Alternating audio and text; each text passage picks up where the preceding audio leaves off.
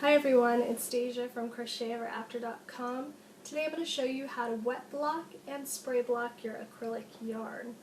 Now blocking can fix a ton of problems that you might have encountered while making your acrylic project.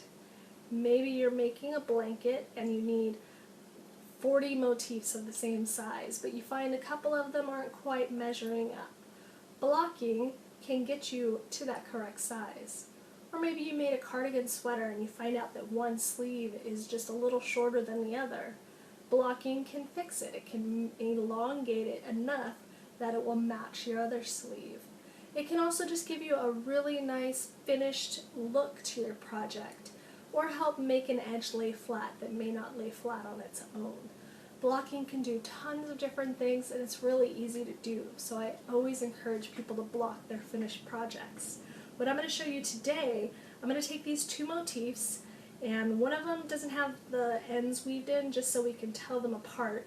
One we're going to wet block by completely soaking it, and the other one we're going to spray block. So I'll show you exactly what that means, but we're going to see how they both look from the different techniques after we're all done blocking. So let's get all of our supplies and we'll get started.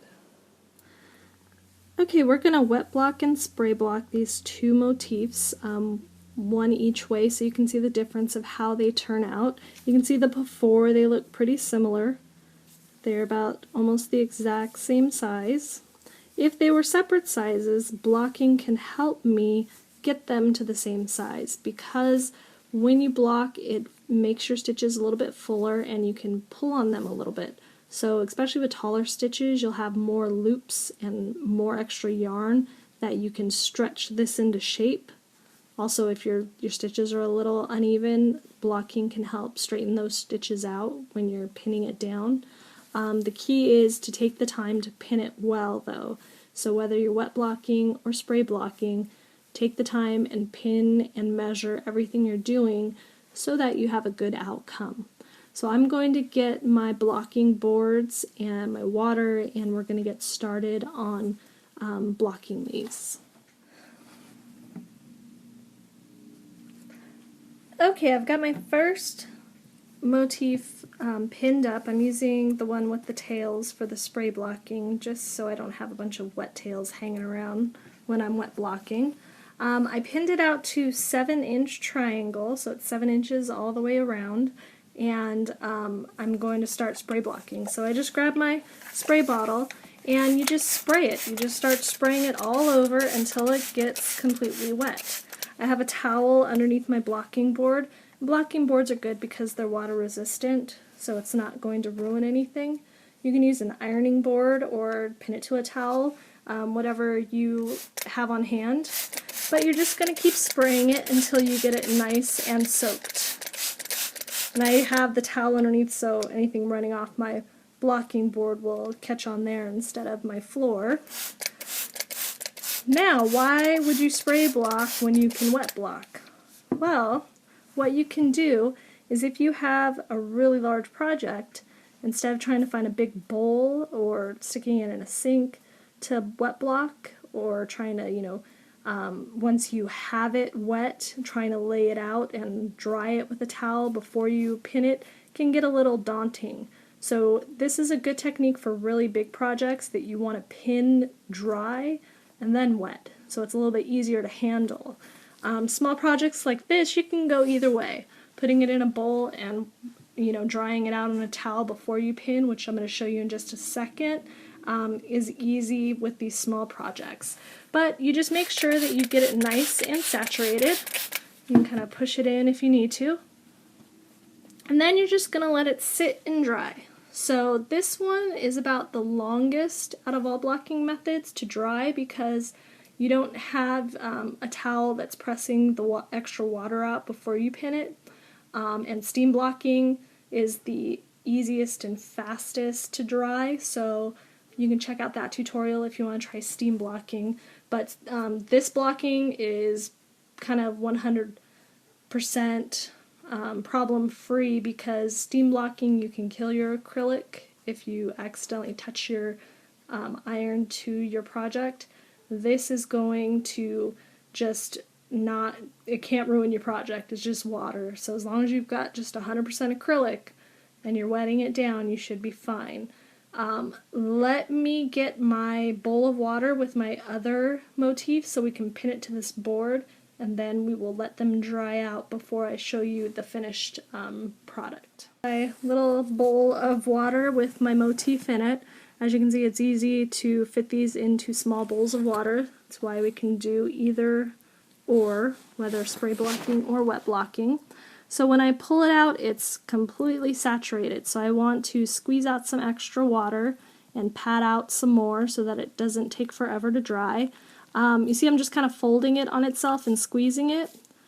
Make sure that when you're getting the excess water out that you don't wring your project, so you don't twist it, because that will twist it out of shape.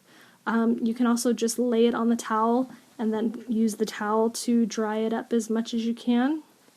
So I'm going to do that for the rest of the way. And then I'm going to get that blocking board with my other motif on it and pin it to it. So I'm going to pin this out to 7 inches also. And you can kind of see that it's kind of poofed up already. It's already got a little bit more fuller look. We'll compare the two once the other one is dry to see if they both look identical, or if the full wet blocking gives it a little bit more of a fuller look.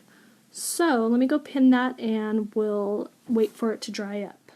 Okay, so I have both motifs pinned now, and you can see the difference in the two. This was the full water block where I was able to get a lot of the excess water out before I pinned it, and this is the spray block, which is still very wet. So I'm gonna need to wait until this one's completely dry, which can take quite a while. So if you want also, once you get the water, once you feel that it's all the way through, you can try dabbing it with a towel to get some extra water out, or just let it sit and dry, whatever works best for you.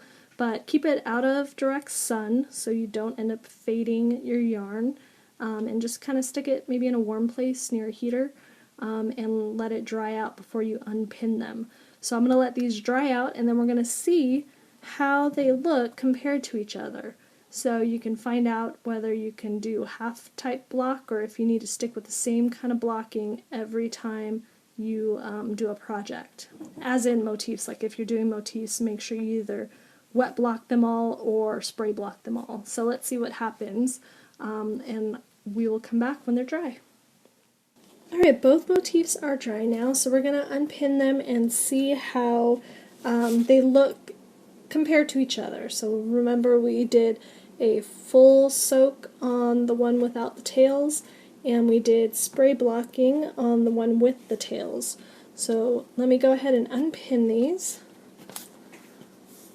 We'll see how well they have held up.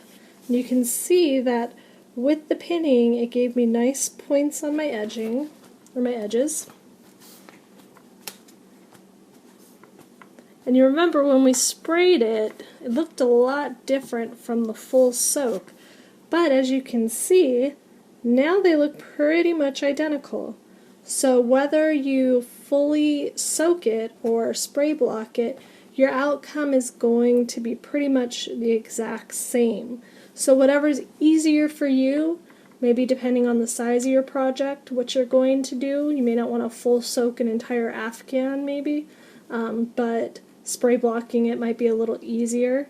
So now we know that both methods will give us almost the exact same outcome. I would say pretty much the same. They feel the same, they look the same, they are the same size, because I measured them when I pinned them, so you can see that they both came out the same, and they're holding their shape. They didn't fall back into a lifeless triangle. We have nice points on both of these. So I would say that both methods are equally good, and it's more about which one you want to do. So this is how you wet block acrylic, and if you have any questions, go ahead and leave those below, and thank you for watching.